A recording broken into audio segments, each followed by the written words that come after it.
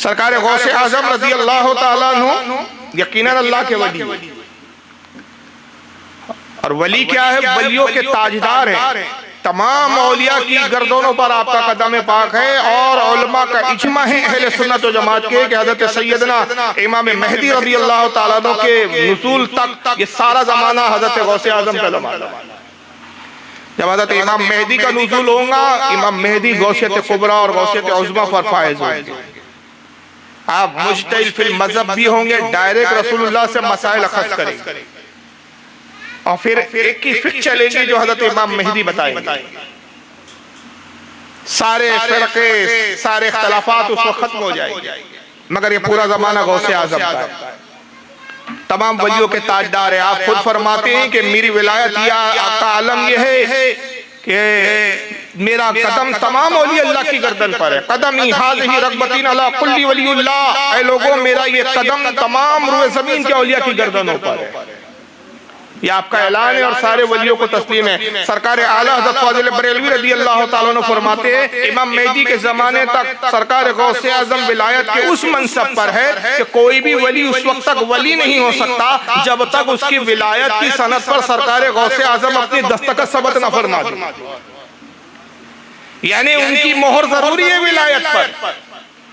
अब चाहे वो सरकार ताजुल औलिया हो, सरकार गरीब नवाज हो, कोई भी अल्लाह का वली हो, और जितने हैं और जितने आएंगे सबकी विलायत की सनद पर मोहर जिसकी लगती है वो सरकार गौसे आजम की लगती है। इसी को आला हज़रत कहते हैं कि सर भला कोई क्या जाने कि है कैसा तेरा, औलिया मलते हैं आंखें वो है तलवा तेरा।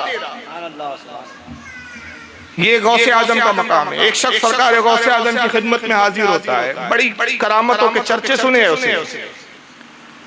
उसे सुन रखा है कि गौसे आजम ठोकर मारते हैं, मुर्दे जिंदा हो जाते हैं, कोड़ियों को छू लेते हैं, कोड़ दूर हो जाता है, बीमारों को सिर्फ निगाह उठाकर देख लेते हैं, बीमारों को शिफा हो जाती है। चलो अपनी आंखों से गौसे आजम की करामत देखो।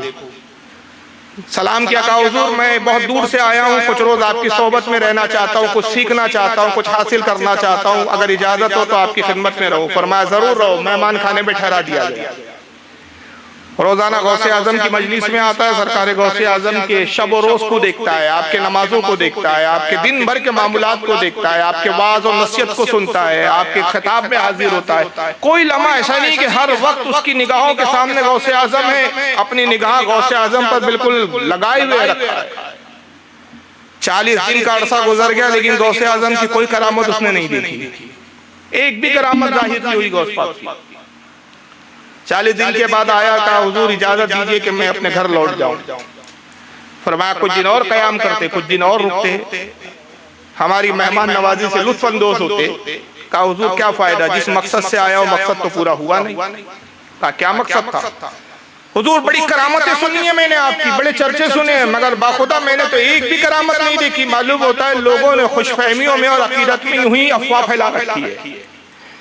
मैंने तो सुन रखा था आप मुर्दों को जलाते हैं, मुर्दे तो छोड़िए, मैंने तो किसी जानवर, मुर्दा जानवर को भी जिंदा होते हुए नहीं देखा।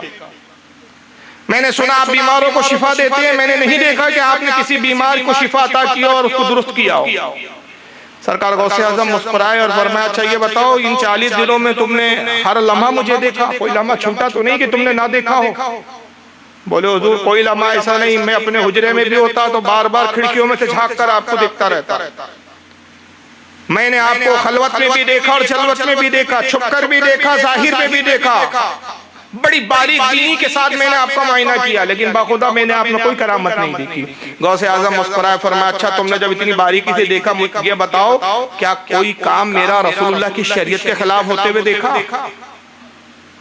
क्या मेरा कोई कदम रसूलुल्लाह की सुन्नत के खिलाफ उठते हुए देखा? कहा हुजूर नहीं, खुदा की कसम फराइज तो फराइज है, वाजिबात तो वाजिबात है, सुन्नतें तो सुन्नतें हैं। हद तो ये कि आप नफिल तक को नहीं छोड़ते, मुस्तहबात को नहीं छोड़ते, मैंने अमल में कोई कोताही नहीं देखी। आपने फरमाया अजीज मेरा हर कदम अपने नाना रसूलुल्लाह की शरीयत के मुताबिक उठता है, इससे बड़ी तुझे और क्या करामत दिखाऊं?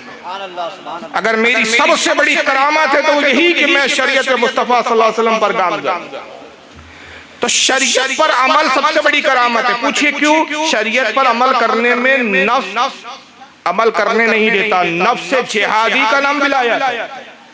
एक आम बंदा नफ्स का गुलाम होता है, आप और हम नफ्स के गुलाम हैं। आप भी उससे बचे भी नहीं है, मैं भी नहीं बचा हुआ। नफ्सानी ख्वाहिशात हमें गुनाहों की तरफ मायल करती है। हमारा नफ्स चाहता है कि हम फिल्में देखें तो हम फिल्में देखते, हमारा नफ्स चाहता है कि हम बदनिगाही करें तो हम बदनिगाहियां भी कर लेते, हमारा नफ्स कहता है कि थोड़ा सा किसी का माल मार भी लो, अपनी दौलत में इजाफा हो जाएगा, बाद में तौबा कर लेंगे। ये सारे नफ्स से हमारा है जो गुनाहों की तरफ हमें रागिब करता है, हमें गुनाहों की तरफ मुतवज्जे करता है। मगर वली वो होते हैं जो नफ्स को मार देते हैं, और जब नफ्स ही नहीं रहता तो गुनाहों से खुद ब खुद बच जाते, और जब गुनाह और नफ्स का शायबा नहीं रहता, हर कदम उनका रसूलुल्लाह की सुन्नत पर से उठता है और सुन्नत पर ही वो अमल करते हैं। यही सबसे बड़ी करामत वली की होती है।